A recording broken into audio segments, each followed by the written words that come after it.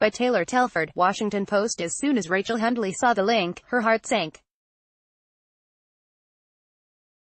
A city council member in the small, quiet city of Sonoma, Hundley was working from home August 13 when a message from an unfamiliar address popped into her inbox. What she read stunned her. The anonymous email accused the 35-year-old Hundley of being immoral and unethical. It then suggested that she drop out of her race for re-election in November. She read the note a few times before the reality of the threat set in. Then she clicked the link. Start your day with the news you need from the Bay Area and beyond. Sign up for our Morning Report weekday newsletter. The now-disabled website called Rachel Hundley Exposed attacked Hundley for her stance on divisive issues while mayor of Sonoma. It contained photographs mined from Hundley's social media accounts, including some showing her in a bra and underwear and working at Burning Man, the famed art and music festival. The site, supposedly by an organization called Sonoma Citizens for Peace and Cooperation, called Hundley a cruel and demented person who was a cancer that needed to be cut from the community. I was stunned, Hundley said. It's 2018. I thought we'd gotten past this. While unprecedented numbers of American women are running for public office in 2018, harassment and smear tactics that dig into the personal lives of female candidates are still fairly common.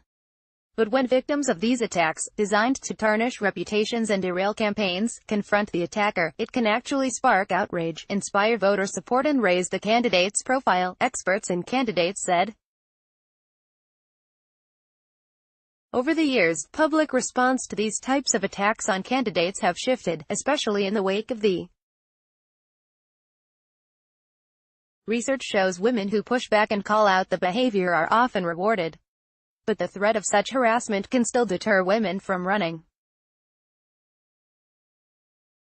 I think it's important to call out these kinds of examples and make sure female candidates or women in the political arena know they don't have to suck it up and remain silent, Lawless said. Hundley conferred with advisors and close friends, many of whom suggested that she ignore the threats. Instead, Hundley decided to address it head-on with a YouTube video, which has nearly 14,000 views as of Monday afternoon. In it, she called out the anonymous coward for attempting to slut-shame her into silence, and put the threats against her in the broader context of the harassment and hypocrisy women in politics face. The purpose of the website was to make her afraid, she said. But she refused to be intimidated. I am here today to tell my faceless bullies that I cannot be shamed into quitting because I am not ashamed, Hundley said in the video, eyes fixed on the camera. Most politicians deal with trolls and criticism, and in 2018, the platforms and methods for harassment are vast.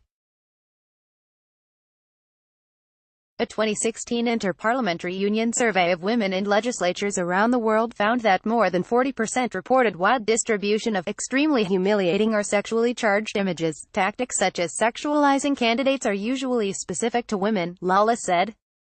For men, evidence of sexual prowess is often seen as a positive, a boon to their masculinity. But with women, it's different, she said. Whether it's slut-shaming or trying to humiliate a woman because of something she did in her past that's linked to sexuality, that kind of activity still happens more to women than men, Lawless said. Tapping into a woman's sexuality is seen as a way to undermine her credibility and undercut her experience. Before Hundley, Crystal Ball chose to speak out when photos of her were leaked during her campaign for Congress in Virginia in 2010, in one of the first instances of this strain of online harassment to garner national attention. The photos were taken at a costume party when Ball was 22, and showed her and her ex-husband holding a sex toy. She'd faced an uphill battle as a 28-year-old female Democratic candidate with an odd name, running in an overwhelmingly Republican district. When she thinks back to when she first saw the photos online, after having worked so hard to be taken seriously, the horror still seems fresh. As with Hundley, Ball was advised to lay low or issue a denial, but she decided to go public. She didn't want to be cow, she told the Washington Post. Despite having little TV experience at the time, Ball did a gauntlet of interviews to address the photos. On the drive to her first TV appearance, she remembers listening to the Shirelles, taking comfort as they sang, "Mama said there'd be days like this." She wrote an op-ed for Huffington Post, taking responsibility for the photos and slamming the efforts to embarrass her and make her feel like a whore, because she saw a chance to set an example. "I was thinking, what about when this happens to the next woman? What is she going to see about how to respond, because certainly I'm not gonna be the last person this happens to," Ball said. Ball was praised by many for her bravery and boldness. Although she lost her race, polling numbers showed she'd performed better because of how she handled the situation. Over the years, Ball has heard from many women that she gave them the confidence to run by showing that it was possible to endure such smear tactics with grace and directness, she said. Still, it pains her to watch other women go through similar things. Running for office is incredibly exposing for anyone, but when you're a woman it's doubly so, Ball said. There's a model for how male politicians are supposed to be, but there's no model for when you're a woman. When Hundley made her response video, she wasn't familiar with Ball's story. She wasn't following a precedent, she was just angry, and wanted to model radical transparency. Still, the nerves were intense. On the morning of August 20, before the video was posted, Hundley was so anxious that she vomited. "I wasn't sure if this was going to blow up in my face," Hundley said. But the outpouring Hundley has felt from her community and beyond has been entirely positive. She's even had a wave of volunteers to help with her campaign, with people offering to put up yard signs and host fundraisers.